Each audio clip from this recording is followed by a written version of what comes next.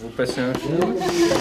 Oui, je sens les rainures. Voilà, très bien. La LED Vous passez doit la être bastonation. intégrée à l'intérieur et vous avez ici là un petit défonçage, un petit cabotage avec une touche tactile. Mon idée d'un artisan d'art, c'est que maintenant on doit essayer d'évoluer en utilisant les nouvelles technologies et pour essayer d'innover à la fois dans l'objet mais également dans l'image du métier. On a énormément de culture, de savoir-faire dans le bassin.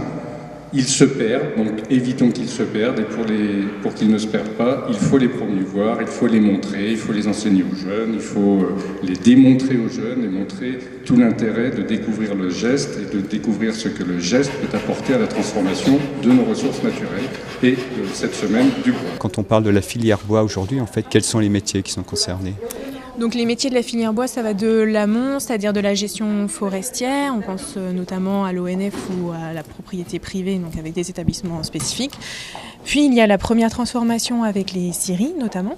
Puis les secondes transformations, donc tout ce qui est bois construction, bois énergie et les métiers d'art et le papier. Pourquoi il y a du papier dans les Vosges ? Ça c'est la bonne question.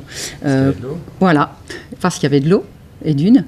Et puis parce qu'il y avait aussi des chiffons et du textile. Donc au départ, on faisait du papier chiffon. Alors on allait récupérer les vieux chiffons à la sortie des usines, là où on les fabriquait. Quand il y a eu l'essor de la presse, il a fallu produire du papier. Donc on n'avait plus assez de chiffon pour faire ce papier. Donc on est allé chercher d'autres idées et on s'est tourné vers la fibre, bien sûr, et le bois. Donc en ce moment, je prépare un CAP en menuiserie en siège. Donc c'est une réorientation professionnelle, plutôt un choix particulier. Vous faisiez quoi avant ? Donc à la base, j'étais projeteur aéronautique, donc je faisais beaucoup de conception devant un ordinateur et j'avais une volonté de quitter un peu l'ordinateur pour me rapprocher un peu des travaux, tout ce qui était travaux manuels. Les métiers du bois sont des métiers traditionnels. Est-ce qu'ils s'ouvrent à l'innovation, aux nouvelles technologies ? Voilà, donc aujourd'hui il y a des gros investissements qui sont faits par des grandes entreprises du bois et également dans les métiers d'art. Donc aujourd'hui au musée on peut découvrir en fait ces métiers traditionnels qui s'ouvrent à l'innovation parce que c'est un vecteur de développement pour eux pour continuer à évoluer dans leur métier. On peut créer, qu'on peut restaurer. Moi ce qui m'intéressait également c'était de travailler sur la matière tissu. Donc là, je travaille donc à la création de mes propres tissus, donc en parallèle avec un graphiste et artiste. Et donc on peut imaginer créer son propre tissu. Donc c'est un velours polyester, donc ça reste doux. Et donc c'est vraiment un tissu d'ameublement et pas donc un tissu d'habillement.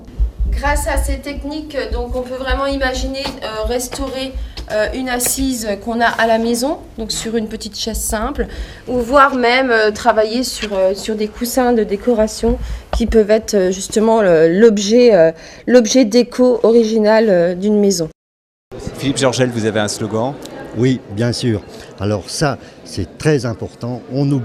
On pense toujours pour les circuits courts au bien d'alimentation, le bio, le raisonné, mais on oublie le bois et on va allègrement parfois pousser la porte de certaines grandes surfaces de grande distribution qui vont vous fournir du bois venu de centaines ou voire de milliers de kilomètres, alors que sur notre porte, on a tout ce qu'il faut pour satisfaire nos besoins. Et je vous invite tous à pousser la porte du menuisier et de l'ébéniste de votre quartier. Il y en a forcément un tout près. N'hésitez pas, allez-y, vous serez bien reçus, bien accueillis et surtout bien servis.